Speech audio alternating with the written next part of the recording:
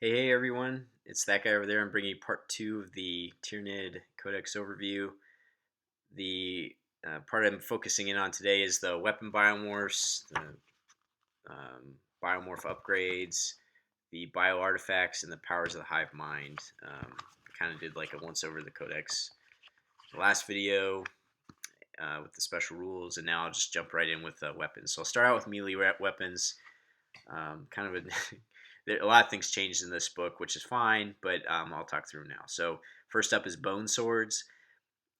Bone swords, they're strength user and AP3 with the melee type and the life drain, which life drain is any wound to roll of 6 made by this weapon has the instant death special rule.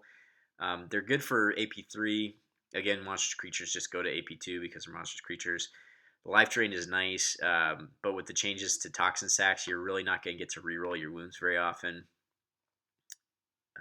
With poison being, you have to be greater than their toughness now. So it's just kind of a nice bonus. And really, unless you're fighting like another monstrous creature, you're probably, because even like, so let's say you're strength 4, like a warrior, you cannot hurt a Wraith Lord or Wraith Knight or anything. So even if you roll a 6, you can't hurt them. So you can't even like fight against them. It's not that you automatically wound and it's instant death. It's you just get instant death. So there's not a lot of units that this would be really great for. But AP3 is nice. Not as good as they used to be back when they ignored armor saves. So I wouldn't recommend put these. Usually these are like 20 points anyway. So Crushing Claws, it's strength +1, AP2. The type is melee, armor bane, and unwieldy. So these are kind of nice on like Tervagons because they would ignore the unwieldy Carnifexes because then they would be strength 10, just normal.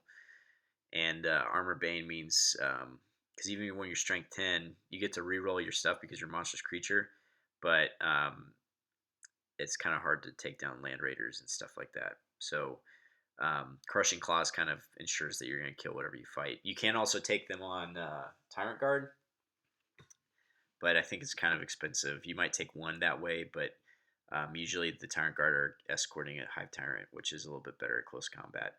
You'd hate to make these guys initiative 1. Lash Whips. This is Strength User, Melee, and Swift Strike. Model attacking with this weapon has a +3 bonus to initiative during the fight subphase. So what this does is usually paired with a bone sword, but it gives you +3 initiative. Lash Whip and Bone Sword, again, that's the pair of them. So some units can take Bone Swords, some units can take Lash Whips, some units can take both. You can choose. It's a little more expensive when you take both. Rending Claws, Strength User, AP5, Melee Rending. Rending Claws are pretty nice. AP5. It would have been nice if they were AP4, but they're AP5. And rending is kind of the way that we deal with a lot of things.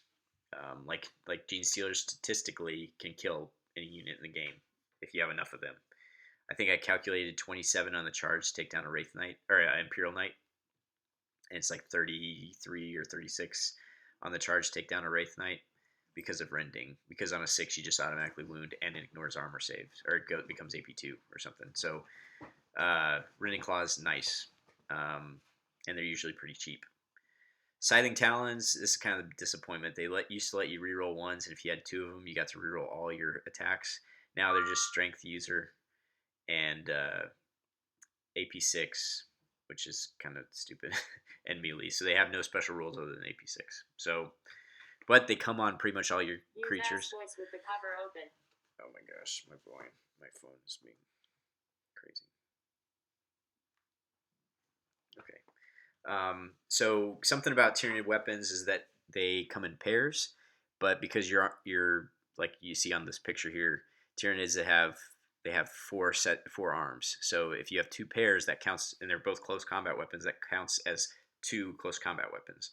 So if you have like this guy here in the picture has Scything Talons and Rending Claws, you get +1 attack for having 2 weapons, even though you have 4 arms.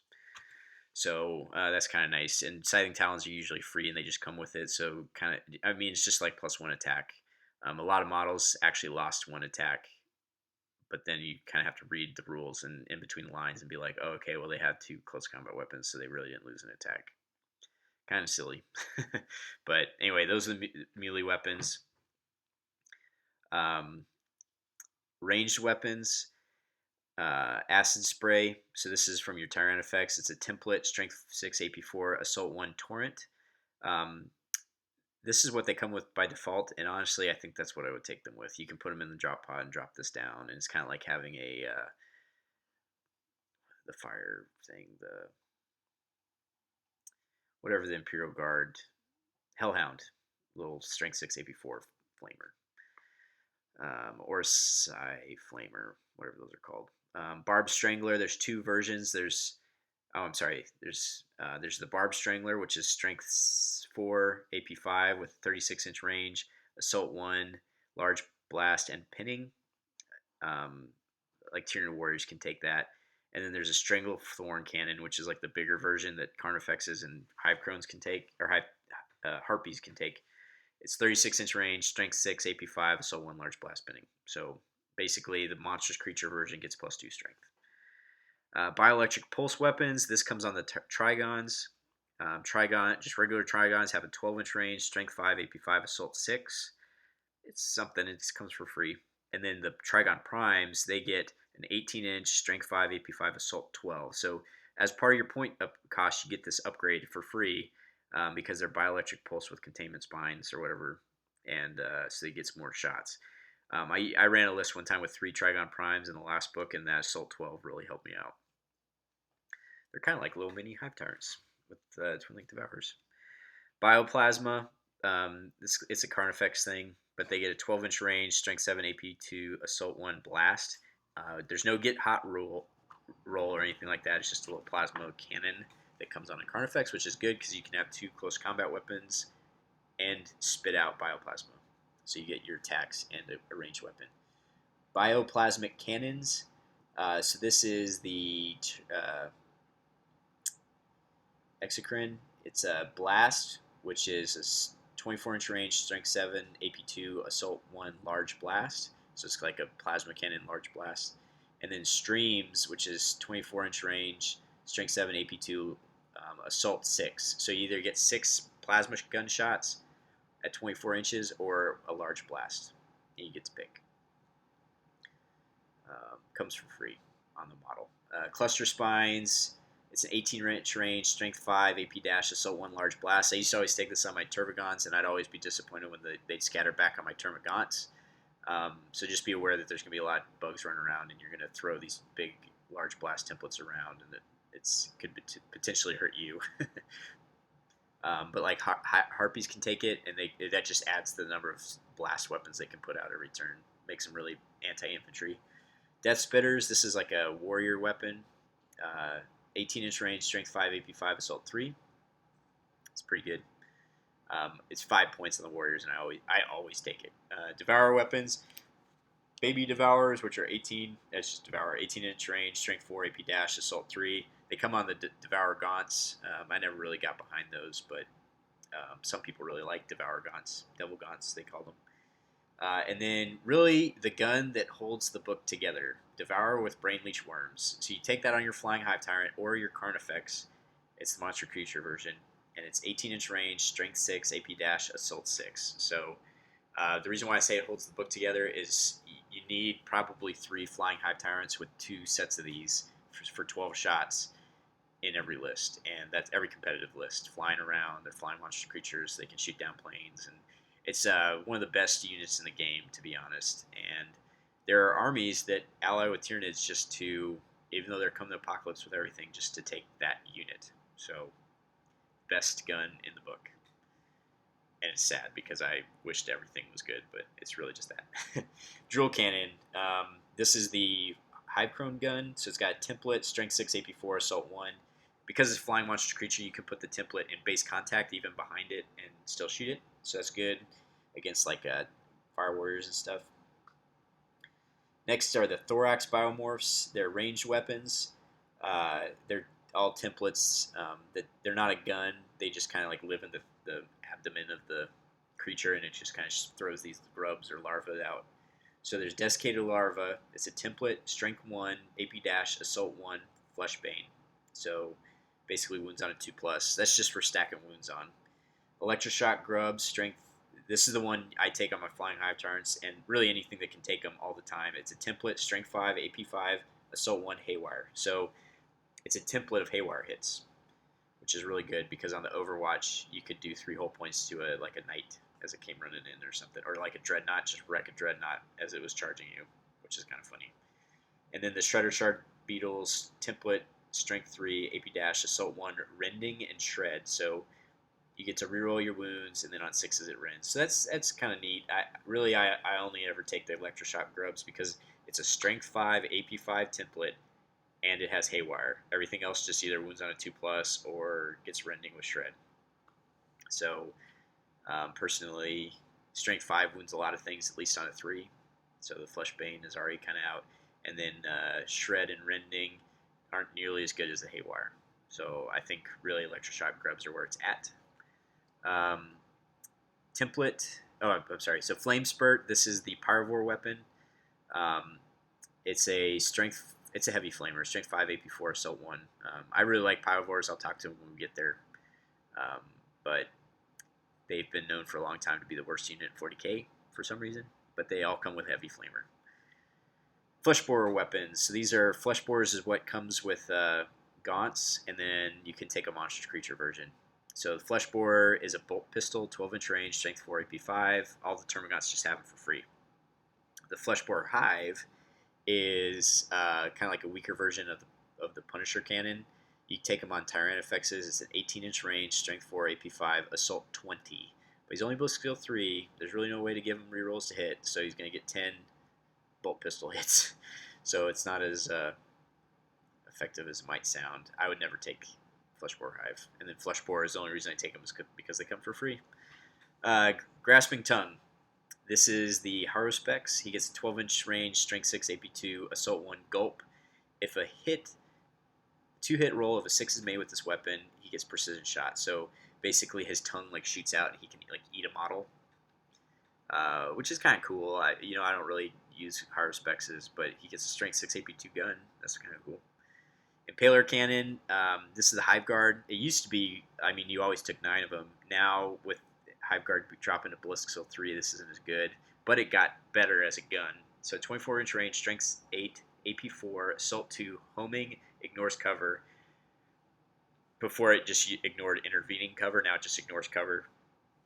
Impaler Cannons can be fired at targets out of the unit's line of sight. Does not rely on synapse anymore, so basically you can shoot stuff you don't see and ignore cover. So it's kind of like a stronger version of the SMS from Tau. It's pretty good, if only they'd kept it at Blisssteel 4. Rupture Cannon. Back when transports were really big, the Impaler Cannon was big. Rupture Cannon is the Tyrannifex version of this. It's strength 10, AP 4, assault 2. It doesn't have homing or Norse cover. It's got a 48-inch range. So they're Blisssteel 3, so they're only going to hit one time, and then strength 4 or strength 10 is nice, but you don't get any rerolls or anything. It's only AP 4, so you cannot blow stuff up anymore with one hit. So I want to like them. I used to love them, but now I don't. So, and it's usually pretty expensive. Shock Cannons is the other gun that can go on the Hive Guard. For 5 points, you can upgrade it to be an 18-inch strength 5, AP 5, assault 1, blast, haywire. But you lose all the ignores cover and the homing, but now you get a haywire gun. I've never done that. Usually I just stay with the strength 8, AP 4. Spike rifles, they go with the Termagants. I don't know why you'd take these. It's an 18-inch range, strength 3, AP dash, assault 1. I don't know why you'd take them. They don't even make a model for it, so you'll probably never see it. Spine Fist, 12-inch range, strength 3, AP 5, assault X, which X is their attacks, and then twin linked. So, like Raveners get 3 attacks, so this becomes a 3-shot thing, and Rippers have 3 attacks, so it becomes a 3-shot thing. And it's twin linked, which is kind of nice. I don't know. I don't ever upgrade to Spine Fist. Spine Fist used to be the thing a long time ago, and then I had to tear all my Termagant's arms off because Spine Fists became terrible and Flesh Borers were the way to go. So, Stinger Salvo is 18-inch range, strength 5, AP4, assault 4. So this is the only way harpies can get guns to shoot at other planes and stuff. But it's a lot of units just come with this for free. So just keep that gun in mind if you ever need to like shoot it at a passing plane or something. You might get lucky. Strangleweb, a termagant weapon, is template, strength 2, assault 1, pinning. It used to wound to get like strength or something, but I guess it's just a strength 2 template now. Oh well. Tentaclids, 36-inch range, strength 5, AP5, assault 1, haywire, seeking, one use only. Seeking, if a model makes a shooting attack with this weapon against either a zooming flyer or a swooping flying monster creature, it rerolls failed to hit rolls made with this weapon. So that's nice. It comes with Hive Crones. Hive Crones just get 4 of them, but you can shoot 2 a turn and have a decent chance at taking down enemy flyers. Seeking helps because they're only supposed to steal 3, but they're free. As you'll notice a theme here, if you have to pay too many points to upgrade it, normally I don't take it. Devourers with Brain Leech Worms are definite take, but normally I just take stuff because it comes with the model, to be honest. Venom Cannon weapons. Venom Cannon for like a Warrior Squad, 36-inch range, strength 6, AP4, assault 1, blast. And then Heavy Venom Cannon is 36-inch range, strength 9, AP4, assault 1, blast. Heavy Venom Cannons you can take on a Harpy, and I recommend that unless you're trying to make them like anti-troop. But it's one of our best ways of pinning vehicles because it's usually pretty cheap. And then the last range weapon is Spore Mines. Essentially, like Harpies can drop them, Biomorphs can shoot them. They've got a 48-inch range. They're strength 4, AP4, assault 1, barrage, large blast, and spore burst, which means that if you miss and your template doesn't hit anything, you can place D3 spore models anywhere under the blast marker. So that, and this is the first blast marker. If it misses, then you can place D3 and no more shots are fired. And then the way we play is that they can assault the turn they come in because they don't deep strike, they don't come in from reserves, they're just suddenly there, so there's nothing to keep them from assaulting, which is kind of cool. Biomorph upgrades. Acid Blood. For each unsaved wound a model with the Acid Blood Biomorph suffers in close combat, the enemy unit that inflicted the wound must take an initiative test at the end of the initiative step. For each test that has failed, the unit that inflicted the wound immediately suffers a Strength 5 AP2 hit with the Ignores Cover special rule. Sounds really cool, but you're not going to fail an initiative test very often. And like you only got about 4 to 6 of these tests before your guy's just dead anyway. So I think if you have Feel No Pain, you take an unsaved wound, you would do this, and then the Feel No Pain would save it. I think that's how it works. Not super effective. Acid Maw, the in close combat. Now I don't know how it works with like Thunderhammer Terminators. If you did like 10 wounds with Thunderhammer Storm Shield Terminators, or like if a unit of Demonettes charged in and did a whole bunch of rending wounds, I think you might actually decimate the squad after blood just sprays everywhere. Because it doesn't say like it caps after you're dead. You could take a whole bunch of wounds all at the same initiative step and then blow people up, but you don't have. Those are pretty good initiative units, so that might be something not worth taking. I wouldn't take it. Acid Maw. This comes with Power of Wars, but basically they can change all their attacks for 1 Strength 5 AP2 attack. It's okay. It used to be just all your attacks ignore armor saves, so it's kind of like what they did to Screamers of Zinch, but it's okay. Again, free, so I just have it because it's free. Adrenal Glands. Adrenal Glands Biomorph gives Fleet and Furious Charge special rules. I take this on all my assault creatures because I need Fleet, and Furious Charge is just helpful. It lets my Strength 3 creatures glance rear armor also. Blinding Venom. This comes for free on Gargoyles. They can change all their attacks for 1 Strength 3 attack with melee, blind, and poison 6+. Blind is really good. It makes them tar pits, so I'll talk more about that when I get to them. It only comes with Gargoyles. Regeneration, it gives you, at the end of each friendly turn, roll d6 for each model with the Regeneration Biomorph that has less than the starting number of wounds, but has not been removed as casualty on a 4+, the model regains a single wound. So it's like it will not die, and it actually stacks with it will not die, and except on a 4+.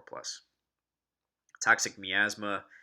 Um, Once per game, you can unleash the miasma. If so, at the initiative step 1, all enemy units engaged in combat suffer a number of hits equal to the number of models from their unit in base contact with any model from the Tyranid unit unleashing the toxic miasma. These hits are resolved at strength 3 AP dash out of the poison ignore special cover special rule. There's a formation that lets your Hive Tyrant have it, but not very many models actually get this, and um, it's not. It sounds really awesome, but not very many models get it, so it's probably not as good as you're thinking. Toxin Sacs. If a model has Toxin Sacs, it gets poisoned. Again, poison change. So now only get to you wound on a 4+, but you only get rerolls against things that you're greater than with your strength to their compared to their toughness. So I don't take Toxin Sacs very much anymore. Might take it with Hormagaunts, but that would be it. Wings. If a monstrous creature has this biomorph, its unit type is flying monstrous creature. Flying Hive Tyrants are the saving grace of the Codex, so that's the ones that have it. Flesh hooks and spine banks. They're grenades for like warriors and lictors. So they have 6-inch range, strength user. So lictors actually get strength 6, and they're assault 2. It's only 6-inch range. They're really there just to give them grenades, and they come for free with lictors. Spine banks, 8-inch range, strength 3, assault 1, blast. That's grenades for carnifexes. Not free, but worth it. They're a frag. That's like a frag grenade versus like a crack grenade, pretty much. Okay, tail biomorphs. You can take a tail biomorph, but you don't get like monstrous creature AP2. And certain models can only take certain biomorphs. So Bone Mace, Prehensile Pincer, Thresher Scythe, Toxin Spike. The Bone Mace is strength 8 and unwieldy with AP dash. Prehensile Pincer is 6 and 5, strength 6, AP 5. Melee. Thresher Scythe is strength 4, AP 4. Rending. And then Toxin Spike is melee, poison 2+. You only get one attack with them. They're really not worth taking unless they came for free. Bio artifacts. There are version of like special equipment. So the Maw Claws, it's Rending Claws. So their strength so they're Rending Claws with melee, assimilate, and rending. If this model's close combat attacks cause an enemy model to be removed as a casualty, the model equipped with the Maw Claws of Thyrax gain the preferred enemy special rule against all units chosen from that same codex as the model removed as a casualty. I take this on my Sky Tyrant Swarm because it's a Hive Tyrant and unit gargoyles. Honestly, I feel like Old Adversary is better. It's 5 points more, but it's better because it's only close. You have to kill something in close combat before you get preferred enemy, as opposed to rerolling ones to hit and to wound that Old Adversary gives. But you don't give that to your squad, so that's the Maw Claws. That being said, they're only 10 points as opposed to Rending Claws 5 points. The Norn Crown.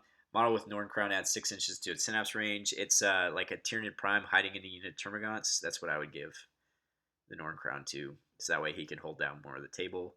Miasma Cannon. Miasmic Spit is a 36-inch range, strength 1, AP 4, assault 1, blast, poison 2+. Or a template, strength 1, AP 4, assault 1, poison 2+. It's AP 4. The template ignores cover, and you can kind of shoot it from far away. So like a Turbogon might be able to shoot. It's kind of expensive for a Turbogon just to be plinking away with it. It's really not that great. A template I might understand because of like a Flying Hive Tyrant could do Miasmic Spray and Electroshock Grubs. But yeah, that would be the only thing. Yamaral Factor. Start of every assault phase, a model with the Yamaral Factor must alter their form into one of the 3 listed below. The bonus lasts until the end of the phase. The same form cannot be chosen in 2 consecutive turns. The model has +1 strength. The model has +1 attack. The model's armor save is improved by 1. It's just a really kind of awkward thing. Every assault phase, it doesn't say you have to be an assault. It's just every assault phase. So it's like, I want +1 attack next turn, so I better pick +1 strength this turn, so that way when I assault,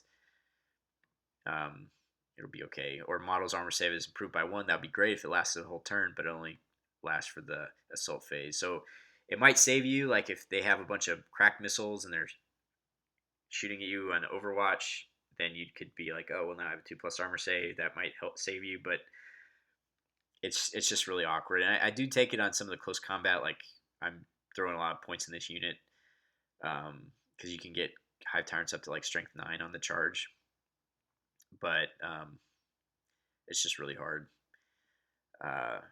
It's the Yamaral Gene Stealers. They're trying to in remembrance of them. They made this. Reaper of Obliterax. It's strength +1, AP3, melee, life drain, shred, swift strike. Any to wound roll of a 6 made by this weapon has the instant death special rule. It's bone sword with +1 strength and shred. Shred is nice. It also gives you +3 initiative, so you're like an initiative 8 Hive Tyrant with strength 7. 8 if you do Yamaral Factor. 9 if you have adrenal glands for Furious Charge so only on the charge. I kind of like it. There's a lot of arguments on whether this is better, or if you just take for cheaper, you can take adrenal glands, toxin sacks, and a just regular bone sword and lash whip, and be just about as effective. So up to you. You really only get better against like Wraith Knights, but if you're in combat with a Wraith Knight, you're probably gonna die anyway. So I'm trying to keep this shorter. So I got 4 minutes to do the hive mind. I can do it. Okay, so Dominion is a blessing. This is you can only take psychic powers from this table, which is terrible because you lost access to biomancy and all this stuff. But anyway, I'll go ahead and do it. So the Primaris power gives you +6 synapse range, which is kind of cool for like units that didn't have it, like a Broodlord, but it's not good for Hive Tyrants really because you're flying around. Catalyst, it can save you in some cases. Like Gene Stealers, if you go to ground, you could cast this power if you had a Broodlord, and then you'd get back up and could assault. It's kind of cool. Catalyst is blessing the target psychic user and up to one other friendly unit from Codex Tyranids within 12 inches, and they both get Feel No Pain. Catalyst is generally a good one because like one flying Hive Tyrant can cast it on another, and they would both get it. The Horror is what the Broodlords come with. 24 inches, target immediately takes a pinning check with a -2 special rule, or to their leadership. It's not very effective. Sounds like it'd be really good because then you could charge into cover. They don't get to Overwatch, and they don't get you get to strike out initiative even if you're charging to cover, but it's just not as effective as it sounds. Onslaught lets you run and assault, or run and shoot in the same phase, and you can target somebody within 24 inches. That is good. All these are warp charge 1, by the way. Onslaught. I do that with my Tyranifexes, so I can turn, move 6, run D6, and I take Adrenal Gland, so I could better chance of getting that 6. And then you can shoot still, so you can put it out 12 inches. Now you're shooting a Strength 6 AP4 Flamer in your opponent's deployment zone, so it could be good. Or if you just need a little bit farther to get a template down, like a Electroshock Grub template on a vehicle. Paroxysm.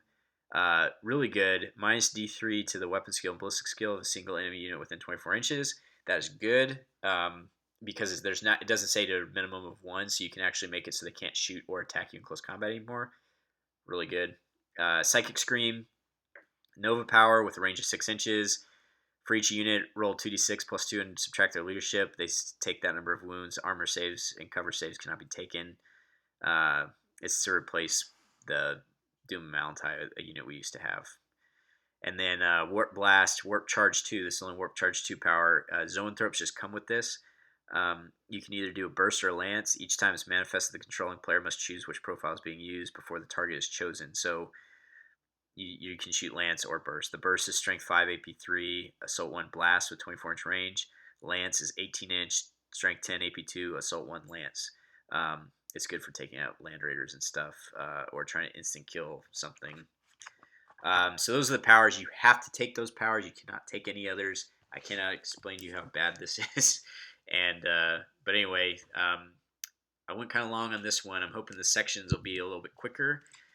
So I'll tune in with actually the HQ units and move all the way through and talk about some builds and some tactics that I have with them, and continue the review from here. So anyway, thanks for watching. Please like, comment, subscribe. Peace.